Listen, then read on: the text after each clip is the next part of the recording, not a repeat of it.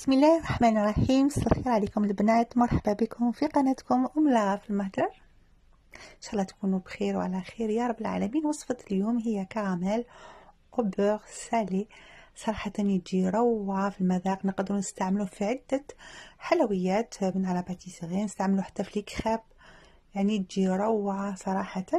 نتمنى الوصفة تاع اليوم تنال اعجابكم. اذا نالت اعجابكم ما تنسوش ديروا جيم والاشتراك في القناة، تضغطوا على الزر عفوا على الجرس هكذا باش يلحقكم كل جديد. ندوزو المقادير. انا واش عندي لهنايا؟ عندي 160 غرام سكر عادي، عندي 50 غرام زبده و 20 سنتيلتر كريم ليكيد. 20 سنتيلتر معناتها 200 مليلتر. فوالا. ولازم تكون عندكم كاسرول تكون يعني ثقيله شويه هكذا باش الكراميل تاعكم ينجح. ما لازمش ديروها في لي كاسرول يجوا خفاف والقاع تاعهم تجي رقيقه بزاف. دونك حنا نبداو على بركه الله. ندوبو لو سكر تاعنا في لا كاسرول وحده بلا ما نضيفوا له اي حاجه، نخلوه على نار يعني متوسطه ماشي مهيله، وميم طون نسخنوا الكريم ليكيد تاعنا هكذا باش ما تكونش بارده كي نجو نضيفوها على لو سكر تاعنا. بسم الله نبداو كما قلت لكم على بركه الله. هاوليك لو سكر تاعنا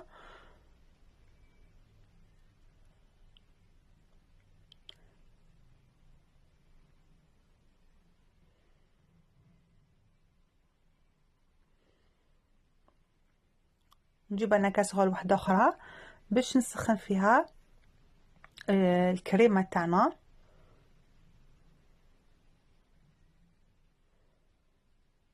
الكريمه نخليها على نار مهيله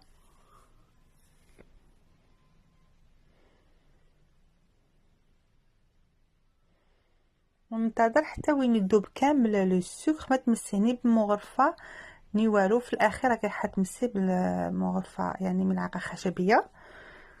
دوكا خليه يذوب براحته، يعني برك لازم تكون كما قلت لكم لا كاسرول. ها شوفوا هاو داب وحده تكون يعني خشينه وتكون ثقيله كما نقولوا هنايا تقدري تضيفي دوكا تنحيه كامل من النار كي يذوب، تضيفي كريم ليكيد تكون هي كذلك سخونه.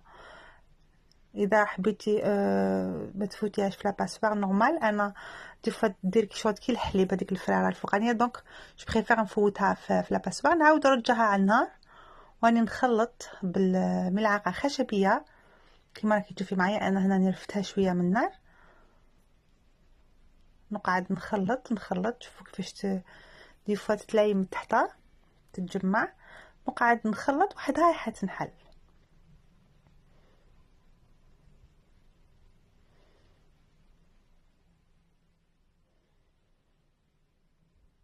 ما ذكرتكمش في المقادير، عندي من نصف ملعقه تاع ملح ماذا بكم يكون هذاك الملح الرقيق هذاك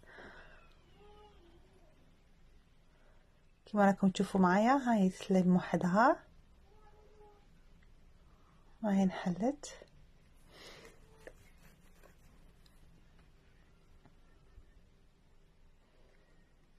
نخليها فوق النار غير بضع دقائق يعني دقيقتين وانا نقعد نخلط.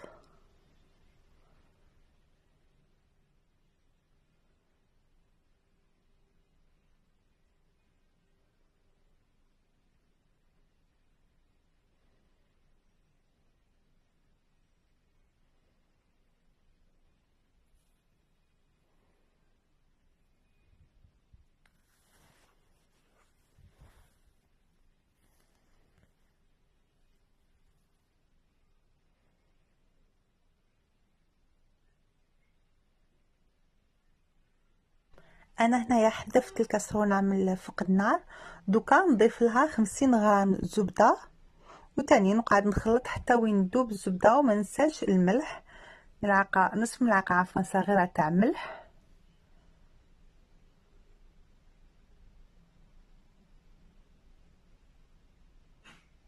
ونقعد نخلط فيها. ومن بعد اذا حبيتي يعني تحتفظي بها في الثلاجه تقدري تحتفظي بها بعده اسابيع يعني في الثلاجه، ما كاش كامل مشكل. وشنو كي تحبي يعني توجديها ولا تحضريها تخرجيها من قبل يعني بنص ساعه ولا صراحه يجي في منتهى الروعه. نتمنى الوصفه تاع اليوم تكون نالت اعجابكم. وهذه هي يعني حنايا دوكا راح نخدموهم في لي تارتولات والشوكولا. شوفوا كيفاش يجي القوام تاعها، يجي بنين، يجي بنينه بزاف صراحه، يجي فيها واحد لوغو ما شاء الله.